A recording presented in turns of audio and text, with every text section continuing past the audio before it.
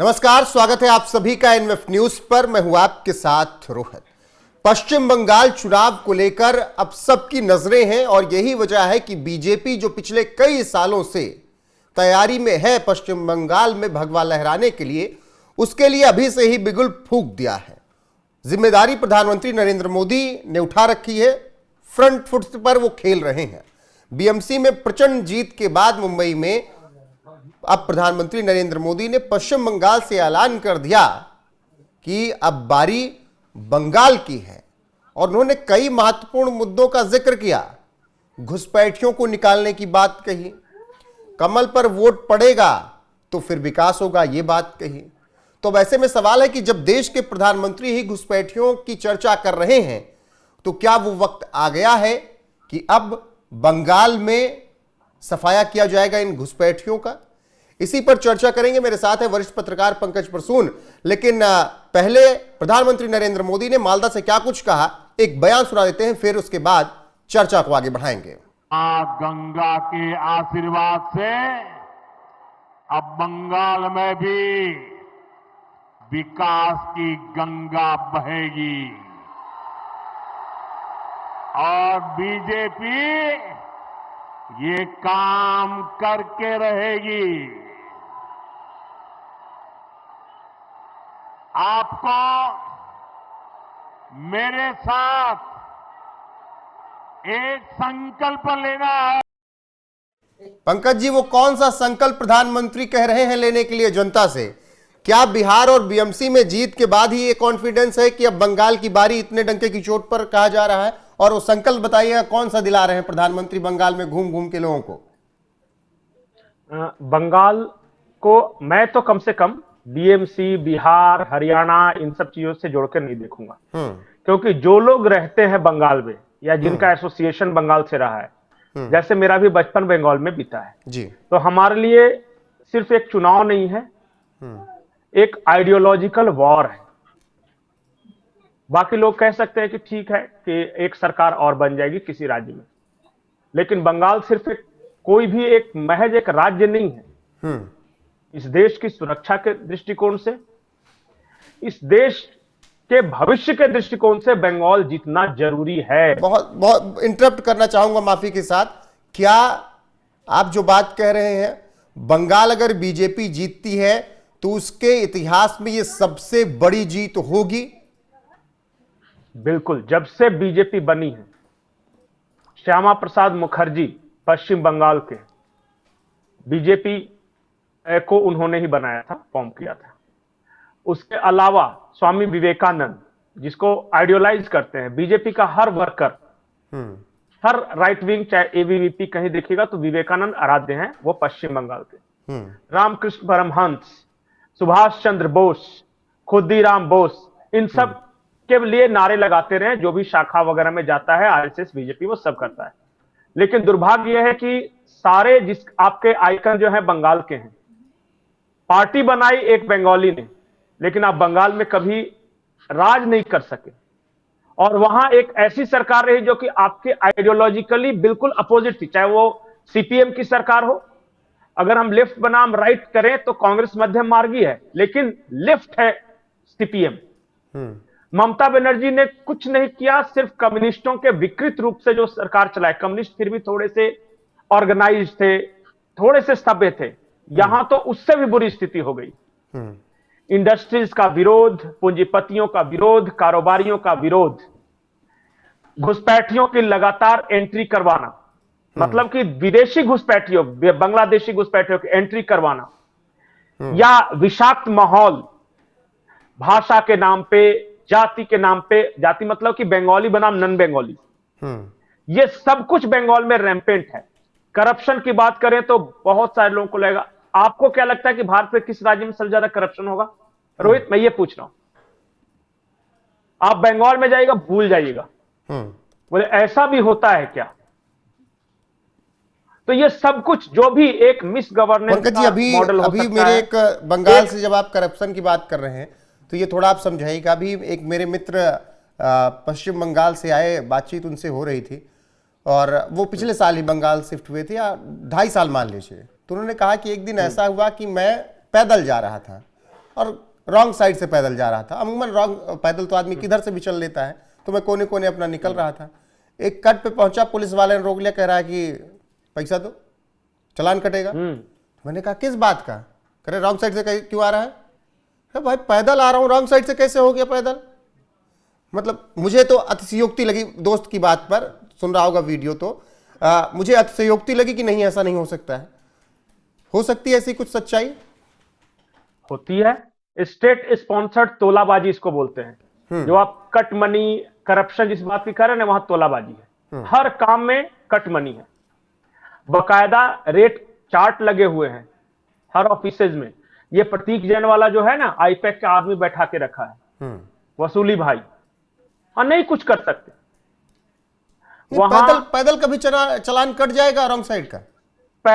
पैदल का चालान, आपको मैं एक इंटरेस्टिंग चीज बताता हूं। गलती से अगर आपका वेस्ट बंगाल नंबर नहीं रहा, एक ऐसे कैमरा, किस तरह गुप्त कैमरा लेके जाइए अपनी गाड़ी से, और वेस्ट बंगाल नंबर नहीं रहा, एक ऐसा चौराहा नहीं मिलेगा, शायद ही आप है जो कभी गुजर सके। हर चौराहे पर एक नीले ड्रेस वाला रहेगा, और वो सरकारी ट्रैफिक वाला नहीं है, वो स्वयंसेवक लोग हैं, और वो हर जगह रुकेगा और आपको पैसे देने पड़ेंगे। हर ट्रक वाले से पूछ लीजिए, वहां जो सब्जी का ठेला लगाता है उससे कभी बात करके देख लीजिए। मतलब वहां जो है इसको एक्सेप्ट कर लिया गया है, वहां बिना पैसे दिए हुए कोई काम नहीं होता। तो बात सिर्फ देश की सुरक्षा, आतंकवाद, घुसपैठ, हम ये सारी बातें करते हैं। और जानते हैं वहां कहते हैं कि ये तो होता ही है, मतलब वो उन्होंने जिंदगी में इस चीज को एक्सेप्ट कर लिया, क्योंकि सीपीएम के जमाने से देख रहे हैं, 2 पीढ़ियां गुजर गई, उनको लगता है कि देना पड़ता है। आपको पता है आपके राज्य में आधार कार्ड बन जाता होगा ऐसे ही, वहां आधार कार्ड बनाने के पैसे लगते हैं 2000-2500 रुपए, और बकायदा लगते हैं, मतलब कि ऑफिशियल। बिल्कुल हो जाता रहा होगा, लेकिन अब प्रधानमंत्री तो ये आश्वासन दे रहे हैं कि ऐसा नहीं होगा। एक बयान सुनाते हैं, फिर चर्चा को आगे बढ़ाते हैं, सुनाइएगा। साथियों, बंगाल के सामने एक बहुत बड़ी चुनौती घुसपैठ की है। आप देखिए, दुनिया के जो विकसित देश है, समृद्ध देश है, जहां पैसों की कोई कमी नहीं है, वो भी अपने यहां से घुसपैठियों को निकाल रहे हैं। पश्चिम बंगाल में भी बहुत जरूरी है कि घुसपैठियों को बाहर किया जाए। पंकज जी, जब दुनिया के बड़े बड़े देश घुसपैठियों को निकाल रहे हैं तो बहुत जरूरी है कि पश्चिम बंगाल से भी घुसपैठियों को हटाया जाए। महज जिसको हम बात समझ लें, या फिर उसी प्लानिंग का हिस्सा है, उसी मैनिफेस्टो का हिस्सा है जिसमें राम मंदिर हुआ करता था, 370 हुआ करता था, 3 तलाक हुआ करता था, ऐसी एक लंबी लिस्ट जो पूरी हो चुकी है। क्या उसी मैनिफेस्टो का हिस्सा हम मान लें जब बंगाल चुनाव का मैनिफेस्टो आएगा, बीजेपी का संकल्प पत्र? तो आपको क्या लगता है ट्रंप अपने देश से घुसपैठियों को नहीं भगा रहे? नहीं, वो तो जंजीर बांध के भगा रहा है। तब आपको क्या लगता है कि ये इटली वाली जॉर्जिया मेलोनी नहीं भगा रही? आप किसी भी दुनिया किसी भी देश में देख के जाइए, ऑस्ट्रेलिया में नहीं, अभी हाल फिलहाल में हमने भी गुजरात से, असम से, दिल्ली से तमाम ऐसे घुसपैठियों को डिपोर्ट किया। कुछ ने कहा तो कि हमको अरब सागर के बीच में छोड़ दिया और फिर बोला कि निकल जाओ यहां से। तुमको क्या करना है तुम जानो, हमारे देश में तुम अवैध हो, तुम्हारा ठेका नहीं लेके रखा। कौन छोड़ता है पंकज जी? अरब सागर के बीच पहुंचे कहे कि अब यहां उतर लो तुम। अरे देखिए, मैं एक चीज जानता हूं, पता नहीं क्यों लोग उनको विक्टिम कह के इसी तरह सिंपैथी पैदा करवाने की कोशिश करते हैं। आप हमारे देश में अवैध आए, हमारे देश से निकल जाओ, कोई इसमें मरवत नहीं। निकलोगे नहीं निकलोगे तो हम धक्के मार के भगाएंगे। कहां जाना है तुम समझो। हर किसी को पता है कि इस देश में रोहिंग्या आ गए, हर किसी को पता है कि बांग्लादेशी आए हैं। ठीक है, उस वक्त हमारी फेंसिंग नहीं हुई थी, उस वक्त ब्रह्मपुत्र नदी के या गंगा नदी के नदी नाले थे, बहुत सारे अंग्रेजों के जमाने का बनाया हुआ टनल्स है, जो कि एक नाली का एक छोर भारत में है, दूसरे में बांग्लादेश में। आप घुस गए, लेकिन आपको जाना होगा। दूसरी बात, मैं महत्वपूर्ण बात बताता हूं, बंगाल आप समझना चाहते हैं ना, आज का मैं एक घटना बताता हूं और आप बंगाल को जिस्ट समझिए। हम लोग बचपन से सुनते हैं जय मां काली कलकत्ते वाली। जी बिल्कुल। कलकत्ता में सबसे पवित्र, सबसे बड़ा काली माता का मंदिर है काली घाट में। अब पूरी दुनिया में फेमस है वो। तो काली घाट से असम के कामाख्या तक एक वंदे भारत ट्रेन चली, 3200 कुछ करोड़ रुपए को लेकर ये शुरू की गई। और पता है पश्चिम बंगाल में कुछ लोग क्या कर रहे थे, जिस रास्ते पे ये वंदे भारत ट्रेन चलनी थी सिलीगुड़ी के आसपास, चिकन नेक जिसको आप बोलते हैं, सिलीगुड़ी कॉरिडोर, वहां पटरियों पे पत्थर रख रहे थे ताकि इसका एक्सीडेंट हो जाए। तो इस देश में दो ही तरह की शक्तियां, एक वंदे भारत चलाने वाली और दूसरे पटरियों पे पत्थर रखने वाली। ठीक, क्या करना चाहिए उनको? नहीं, वो जिन्होंने पटरियों को ब्लॉक करने की बात कही, नॉर्थ ईस्ट को काट देने की बात कही, उन सब का इलाज इस देश में हो रहा है। हालांकि कुछ लोग उनके चहेते हैं जो रोते रहते हैं, लेकिन अगर मैं घुसपैठियों उनको इस तरह जिन्होंने पटरियों को काटने की बात की और चिकन नेक को काटने की बात की, उनके लिए इस देश में सबसे महंगे वकील खड़े हैं भाई। कपिल सिब्बल, प्रशांत भूषण उनका केस लड़ रहे हैं और कह रहे हाय हाय हाय मेरा सर्जिल, मेरा बेटे की तरह सर्जिल, क्या हो गया सर्जिल? ये है इस देश की हकीकत। बिल्कुल पंकज जी, ये हकीकत है और इस हकीकत से मुंह नहीं मोड़ा जा सकता। लेकिन हकीकत जो है प्रधानमंत्री ने कही घुसपैठियों की, वो भी एक बहुत बड़ी हकीकत और परेशानी है। प्रधानमंत्री ने जो बात कही लाल किले की प्राचीर से भी कही थी। और ऐसे में मेरा यह सवाल है कि अगर मान लीजिए सत्ता में बीजेपी आती भी है, तो मैं अगर 20% भी अगर मान लूं कि ये चुनाव है, किसी भी तरफ जा सकते हैं, कोई भी आ सकता है बंगाल में, तो बहुत आसानी तो नहीं होगा निकालने के लिए। वो क्या प्रोसेस होंगे? पहले फेंसिंग करवानी होगी क्योंकि अभी बची है कई किलोमीटर की फेंसिंग। कैसे निकाला जाएगा ये थोड़ा आप समझाइए, या फिर केवल चुनाव जीतने के लिए बात कही जा रही है? आखिरी टिप्पणी इस पर आप विस्तार से बताइएगा। सबसे बड़ी बात है ना कि हम हिंदुओं में एक समस्या है, समस्या के समाधान से ज्यादा प्रोसेस पे यकीन रखते हैं। प्रोसेस बड़ा बढ़िया होना चाहिए। अरे आपको समाधान चाहिए ना, उठा के फेंक दीजिए सबको, खत्म हो गई बात। प्रोसेस क्या होगा, डॉक्यूमेंटेशन क्या होगा, दुनिया में कौन सा अच्छा ट्रंप आपका प्रोसेस देख रहा है? खड़े थे मैक्सिको बॉर्डर पे, हेलीकॉप्टर भिजवा के स्टेन गन चला दे, भागो। तो रीढ़ पैदा करनी पड़ती है। हम हेमंत बिस्वा शर्मा को काहे नहीं कोई रोक ले रहा है? धामी को काहे नहीं कोई रोक ले रहा है? यूपी में क्यों नहीं कोई रोक ले रहा है?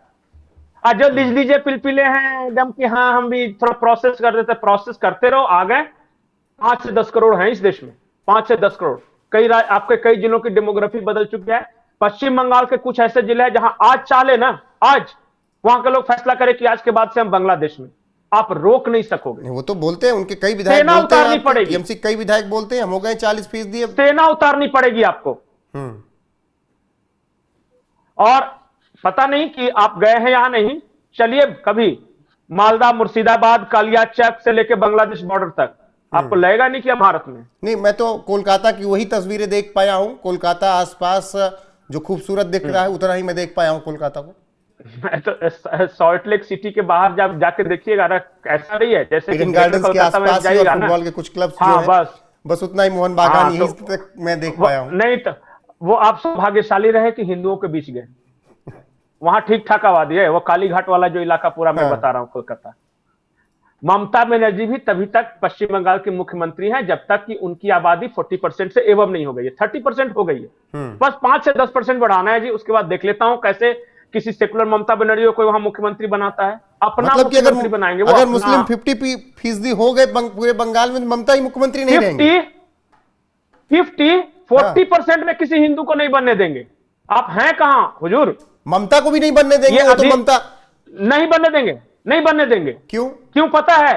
अधीर रंजन चौधरी को बहुत बड़ा गुमान था कि बहुत बड़का नेता है, बड़े सेकुलर हैं, सारे मुसलमानों के घर घर जाके मार सेवा या रोज भच रहे हैं। पता चला एक गुजरात से आ गया यूसुफ पठान, क्योंकि मुर्शिदाबाद से लड़ते हैं ना वो। और तो क्या हुआ कि मुर्शिदाबाद में मुसलमानों की आबादी 37-38% हो गई थी। आ गए यूसुफ पठान। यूसुफ पठान का कोई काम नहीं मुर्शिदाबाद में, कुछ देखा नहीं।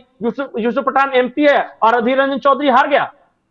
आपको मैं उदाहरण बता दूं, हैदराबाद का ओवैसी आज तक हैदराबाद के बाहर कभी कुछ काम नहीं किया, बिहार में कुछ काम नहीं किया, महाराष्ट्र में कुछ काम नहीं किया। पता चला कि पूरे महाराष्ट्र में जीत रहा है, बिहार में जीत रहा है। जिस दिन पता चला ना कि क्यों जीत रहा है, ये उत्तर मिल गया ना, उसी दिन आपकी समझ में आ जाएगा। ठीक है, आपने सेक्युलरिज्म की पुंगी आपने बना के उत्तर वो डाल समझाने देंगे की आपके। कोशिश की और उदाहरण आपने अधीर रंजन चौधरी और यूसुफ पठान का दिया, बाकायदा ये समझ में आई होगी बात। फिलहाल ओवैसी क्यों जीत रहा है? ओवैसी ने कौन सा डेवलपमेंट का काम कर दिया? कौन सा टमाटर सस्ता कर दिया बिहार में बीएमसी में 4 सीटें या जीत लेंगे मुंबई भाई। में? कैसे, क्यों? क्या काम किया था मुंबई के लिए आज तक? किसको रोजगार दे दिया? आप हिंदुओं को रोजगार भी चाहिए, टमाटर अरे भी सस्ता पंकज चाहिए, जी, मैं पेट्रोल आपको भी बता सस्ता रहा हूं, चाहिए, वो ये जीत तो रहा है। बीएमसी और बिहार की बात अलग है। मैं इस बात के साथ ही खत्म करूंगा इस वीडियो को कि अभी मुझे एग्जैक्ट याद नहीं आ रहा है कि 19 के चुनाव के हैं, हाँ 19 को चुनाव के शायद नतीजे थे मेरे जिले के। वहां पर समाजवादी पार्टी नीचे थी और एआईएमआईएम को वोट परसेंट ज्यादा मिला हुआ था। क्यों? उसने बहुत काम किया था प्रयागराज के लिए, कितनी सड़कें बनवा दी, कितना स्ट्रीट लाइट लगवा दिया था प्रयागराज में। प्रयागराज उनको प्रतापगढ़ नहीं में बात कर रहा चाहिए। हूं। हाँ, प्रतापगढ़ वो कुछ नहीं काम करेगा फिर भी जीतेगा। कौम वो बहुत बड़ी चीज होती है। ठीक और ये है, चीज समझ सॉरी में नहीं मूवी आएगी का आपको। वो डायलॉग आप एक जो जिक्र कर रहे हैं एक कि जो नहीं। है, एक पाकिस्तान का मुसलमान, भारत का मुसलमान और बांग्लादेश का मुसलमान, तीनों एक तरह से सोच रहा है। ठीक है पंकज जी, आपके बाकी लिए भले ही प्रधानमंत्री वो है कि नरेंद्र महाराष्ट्र का हिंदू, बंगाल का हिंदू या यूपी का हिंदू अलग अलग बटा हुआ है, लेकिन वहां नहीं है ये सब। बिल्कुल ऐसा नहीं है, मुस्लिम एक है। ये समझने की कोशिश करनी होगी। जो पंकज जी ने भी कहा कि अगर वो 40% हो गए तो ममता बनर्जी ही नहीं होंगी मुख्यमंत्री, क्योंकि फिर वो अपना मुख्यमंत्री रखेंगे। क्यों? उन्होंने अधीर रंजन चौधरी का उदाहरण आपको यूसुफ पठान का नाम लेकर अच्छे से समझाया है। बाकी प्रधानमंत्री नरेंद्र मोदी ने मालदा से यह ऐलान किया है कि घुसपैठियों को निकालना होगा और उसके लिए आपको कमल छाप पर वोट डालना होगा, तभी यह संभव हो पाएगा। बाकी देखना होगा कि बंगाल के चुनाव में किस करवट ऊट बैठता है और कौन सत्ता में आता है। बने रहिए हमारे साथ, हर एक अपडेट आपको मिलती रहेगी लगातार। अभी के लिए बस इतना ही, नमस्कार।